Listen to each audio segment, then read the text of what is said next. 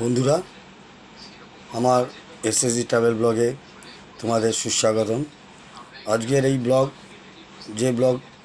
এই অনুকরণীয় ব্লগ আমি গত বছরও পাঠিয়েছিলাম, তোমাদের থেকে দারুণ সহযোগিতাও পেয়েছিলাম।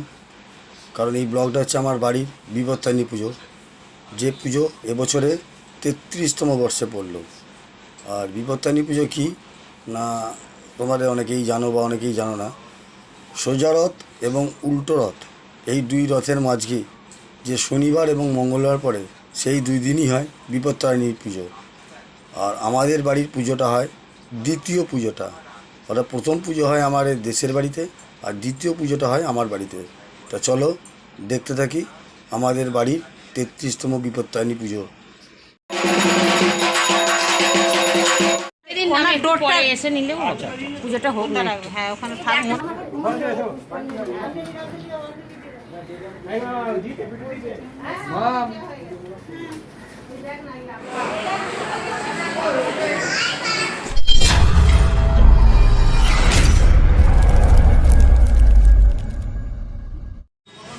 Good morning everybody.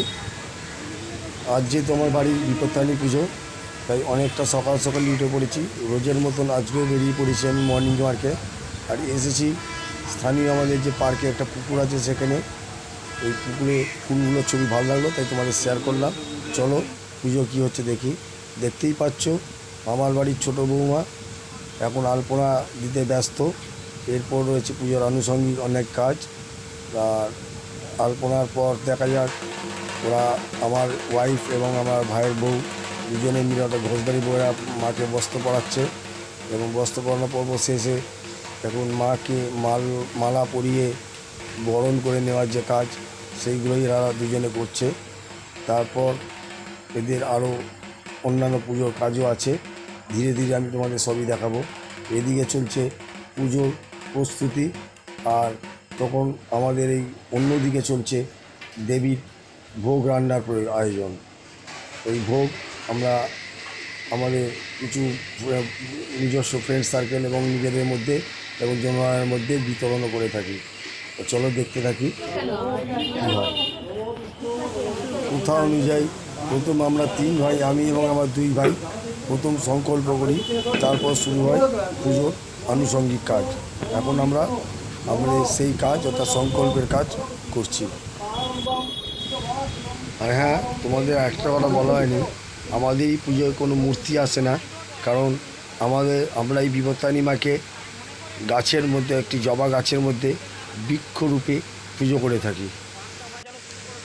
প্রসাদ দিতে থাকে 13 ফল, সুজির পায়েস, মিষ্টান্ন, 13 যা কিছু হয় সবই 13 রকমের দিতে হয়। আর ফুল ফলাদি, আর ভোগে থাকে লুচি এবং 5 রকমের ভাজা। এখন চলছে পুষ্পাঞ্জলির পালা। আর আমাদের কি সৌভাগ্য, মা বিপত্তারিণী পুজো দেখবার জন্য স্বয়ং মহাদেব আজ আমাদের বাড়িতে পদার্পণ করেছেন।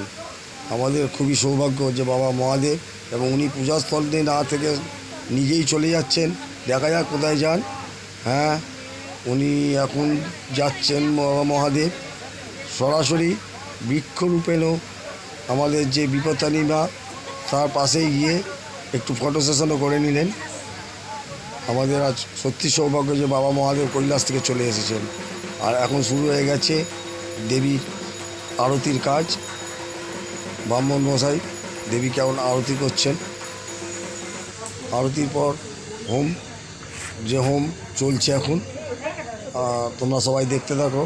আর এদিকে শুরু হয়েছে আমাদের যে ভোগ বিতরণ, সেই ভোগ বিতরণ আমাদের খাওয়া দাওয়া অনুষ্ঠানও চলছে।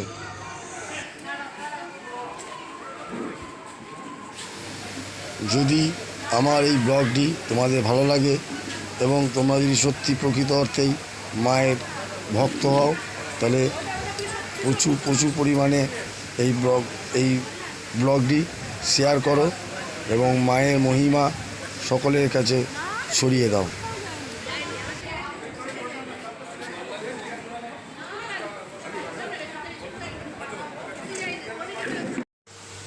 মা বিপত্তারিণীর কাছে প্রার্থনা করব সকলকে সুস্থ রাখো, সকলের বিপদ হরণ করো, বিপদ থেকে দূরে রাখো। আজ আমি জবারোপণে বৃক্ষ যে পুজো করলাম, এই বৃক্ষই পারে সবাইকে বাঁচাতে, বিপদ থেকে রক্ষা করতে। আপনাদের কাছে অনুরোধ, প্রচুর প্রচুর পরিমাণে গাছ লাগান। প্রতিটি গাছের মধ্যেই প্রাণ আছে, দেবতা আছে। গাছ লাগান, পরিবেশ বাঁচান।